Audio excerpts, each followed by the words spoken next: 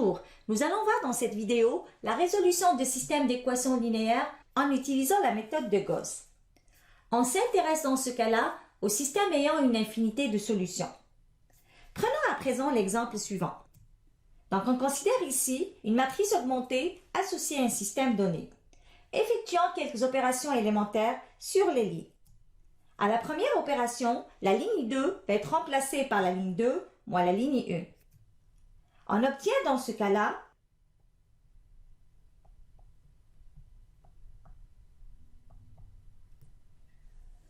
Continuons maintenant avec l'opération suivante où la ligne 3 va être remplacée par la ligne 3 moins 3/2 la ligne 2. On obtient ainsi la matrice suivante.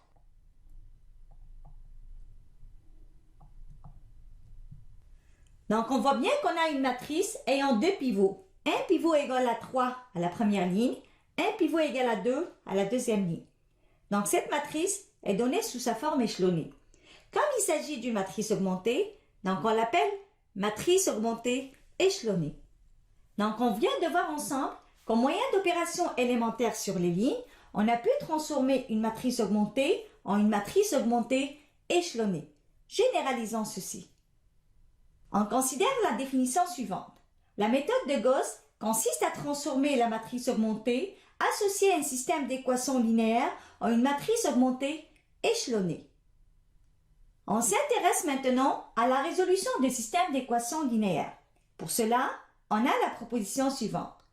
Un système d'équations linéaires peut avoir une solution unique, une infinité de solutions, aucune solution. On verra dans cette vidéo des systèmes ayant une infinité de solutions. Considérons maintenant un deuxième exemple.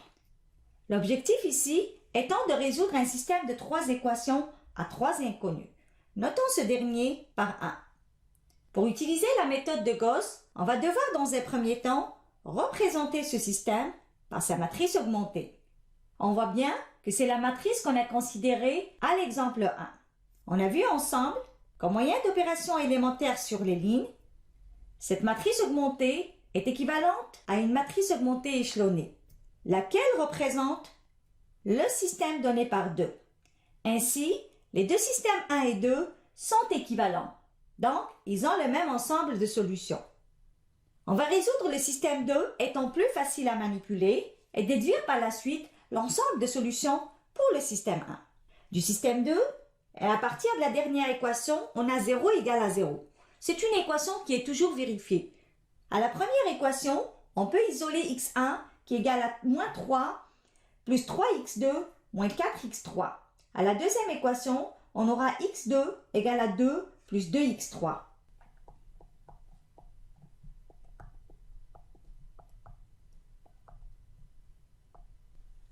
En remplaçant maintenant x2 dans la première équation, on obtient x1 égale à 3 plus 2x3, x2 égale à 2 plus 2x3.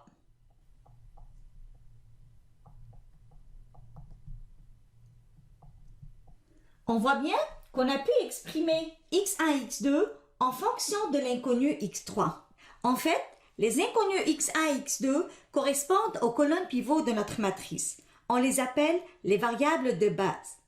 x3, dans ce cas-là, est appelée variable libre. Elle peut prendre n'importe quelle valeur dans R.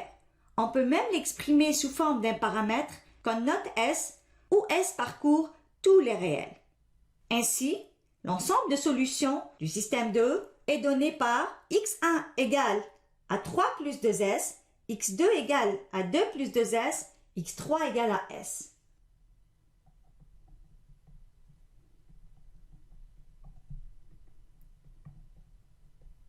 On voit bien qu'à chaque fois qu'on attribue une valeur pour S dans R, on obtient une solution x1, x2, x3 pour le système 2. Prenons par exemple le cas où S égale à 0. Donc, on obtient ainsi x1, x2, x3 étant égal à 3, 2, 0. Maintenant, pour S égale à moins 1, on obtient x1, x2, x3 étant égal à 1, 0, moins 1. Donc, on voit bien que le système 2 admet une infinité de solutions. Comme le système 1 est équivalent au système 2, on peut déduire que le système A a pour solution x1, x2, x3 étant égal à 2s plus 3, 2 plus 2s, s où s est dans R. Définissons maintenant les variables de base et les variables libres. Les variables de base, ou ce qu'on appelle aussi les variables principales, sont les inconnues aux positions des pivots dans la matrice échelonnée. Les autres variables sont les variables libres. Prenons maintenant un troisième exemple. On voudrait ici résoudre un système de 3 équations à 5 inconnues. Notons ce dernier par 1. Donc, pour utiliser la méthode de Gauss, on devrait représenter ce système par sa matrice augmentée. À l'étape suivante, je vous demande de déterminer la matrice augmentée échelonnée.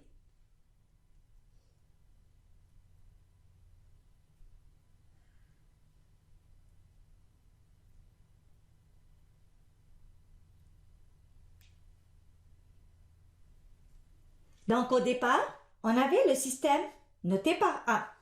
On l'a représenté par sa matrice augmentée. Au moyen d'opérations élémentaires sur les lignes, cette matrice augmentée a été transformée en une matrice augmentée échelonnée. Cette dernière représente le système noté par 2. Donc, les deux systèmes 1 et 2 sont équivalents. Donc, ils ont le même ensemble de solutions. Reprenons les deux systèmes notés par 1 et 2. Je vous demande de déterminer l'ensemble de solutions du système 2 et par la suite déduire celui du système 1.